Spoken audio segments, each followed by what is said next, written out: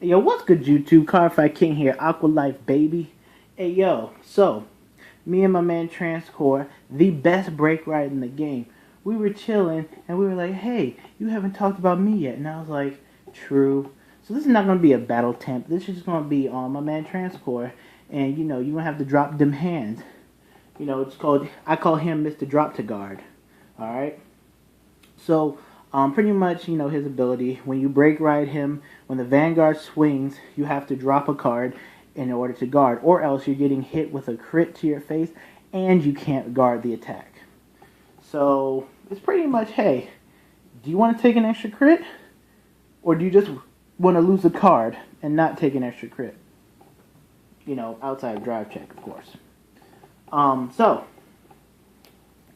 you know, the Tetra Drive Transcore play is probably, to me, is the most devastating breaker play. You know, when you're doing that and you're pushing for game, it automatically commands 3 cards out of your opponent's hand. So at minimum, you're dropping 6. Your opponent's dropping 6. And, you know, another thing is, like, early game when you ride into him, your opponent has a fear. And the thing I like about this card, well, actually, now I'm talking about it, this is going to lead into the next video of why not to be afraid of opponent's limit breaks and them being at 4. So, you know, when your opponent sees Transcore, I face against people who know his effect, who save a lot, who try to save cards in their hand by not rushing me and whatnot, and, you know, saving cards so they can survive the break right turn. And that's fine and all, but if I'm rushing you, trying to push out as much damage as I can, and you're trying to conserve cards, well, in the end, that's not going to help you. That's not going to work, because you're gonna drop your 10k shields for things like that. But when you start dropping rear guards and anything like that, and then not being able to, outside of triggers, not being able to push and put enough pressure on me, and even trying to keep me at 3 damage, it's not going to always work in your favor. And, you know, it's really easy to build a counter strategy against really conservative players against Transcore. So he definitely strikes fear into your opponent. I know that, and, you know, when I play against it, it does. But I don't try and worry about it. I try to, you know, I usually try to keep my damage low if I go up against him.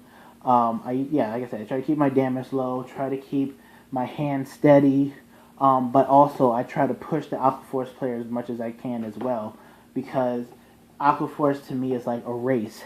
You want to push them to their break right turn, but you also want to be able to block through that. So drop a card and no guard, you know, once or twice, whatnot, and then come on the counter attack with your skills and whatnot. So, yes, he's definitely a card to fear. He's definitely a card that's going to be the deck, Tetra Drive himself. The deck is going to definitely be used in set 15. Mails from Reverse may overshadow it for a bit, but I think both are fantastic Aqua Force decks, and you can compete at an extremely high level with both of them. Tetra Drive, I mean, I just finished winning my last locals till December, or no, Thanksgiving break, because I'm going to college, but I just won my last locals with my Tetra Drive deck, beating Novell in the finals. So, yeah, it's still a good deck. It's still going to be a good deck, even with Legion and whatnot. They're still going to have to drop them hands, okay? He's still going to command cards out of your opponent's hand. It just matters about how you set up his supporting units, and, you know, how you want to push for damage and whatnot. But again, still a good card. Alright, but this has been the Carfight King. Look for my next video, which is going to be on not being afraid of getting your opponent to 4 damage and limit break potential and whatnot. But this has been the Carfight King. Aqua Life, baby, and we out.